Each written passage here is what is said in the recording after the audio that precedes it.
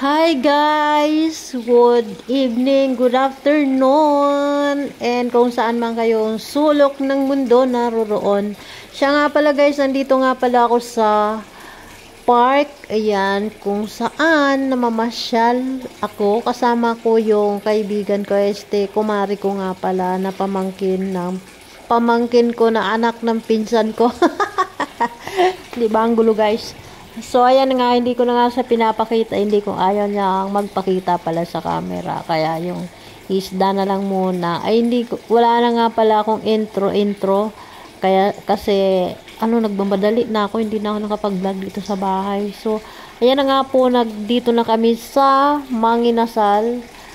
At nagdala ako ng mga pagkain. Dala ko yung bahay namin doon. Tsaka yung plato, yung in-order lang namin ay yung halo-halo, tapos nagdala ko ng macaroni salad, ayan. Tapos guys, ayan, sorry sa Manginasal. Wala naman kasi akong planong kumain sa Manginasal. Itong dalawa lang kasi, ang usapan kasi namin, kumain sa park. Doon kami sa park. Kaso lang, umaambon nung time na yon, tsaka walang upuan. Kaya, nag-decide sila na sa Manginasal na lang daw. Kaya, ayun. Syempre ako, syempre dinala ko yung pagkain para sa nakainin namin. Alam naman iuwi ko sa bahay. Kaya ayan, dala ko na kompleto yan guys. So ayan nga, dumating na nga yung order namin, yung sisig at saka sisig na bangus at saka sisig na pork. Tapos hindi na ubos guys kasi ang hina kumain pala nilang mag-boyfriend. Siya nga pala, kasama nga pala niya yung boyfriend niya, pero hindi natin ipapakita. Alang-alang sa privacy nila. Char. So, yung pagkain lang, kasi kwento ko lang sa inyo. Secret lang natin to. So, ayan na nga, magmamarites nga tayo. So, ayan, yung dibdib lang niyang nakikita. So, ayun na nga, tapos na nga pala kaming kumain. So, bumalik na kami sa park kasi ayan, gabi na. Alas 4 nga pala kami ng hapon nagkita hanggat ginabi na kami. Kaya pumunta muna kami dito sa park para mag-picture. Saka nagbumadali na rin sila guys kasi umuulan. Natakot sila baka bumaha. Ayan, kasi bumabaha nga doon. Sa Tondo pa kasi sila uwi. Tapos dito sila sa Valenzuela. So, ayan na nga pala yung itsura ng Valenzuela Park ngayon. Ang ganda na. Ayan. So, siyempre, hindi mawawala yung fountain.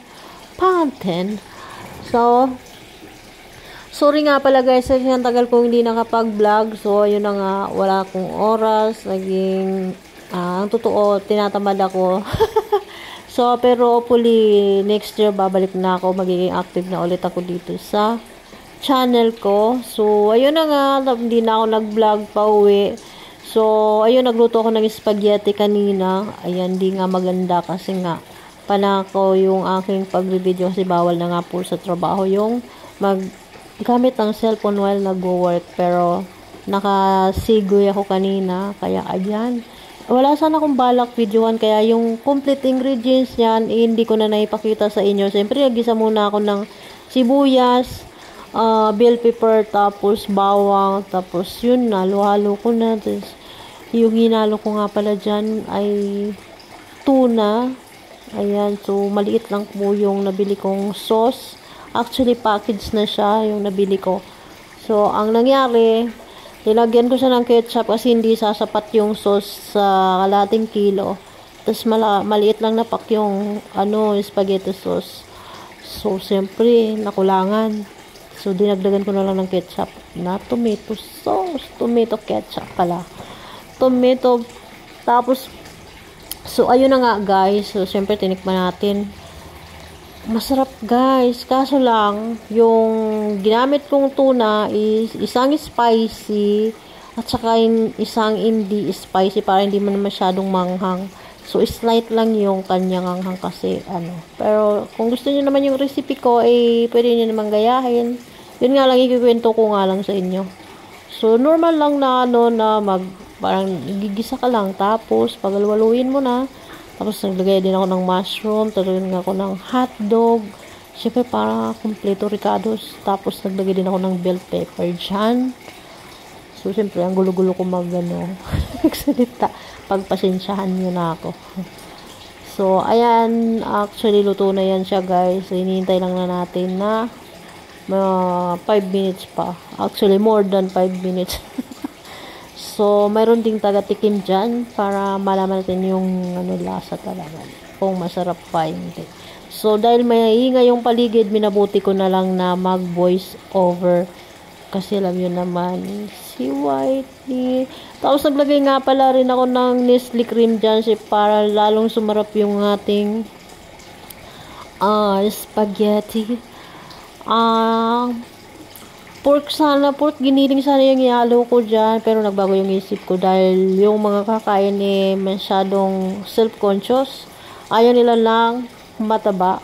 So, ayan, yung pinagisa ko nga pala dyan ay butter. Kasi nga, ayaw nila ng may mantika, guys. Kaya, minabuti ko na lang na tuna yung ihalo natin. Masarap naman siya at saka healthy.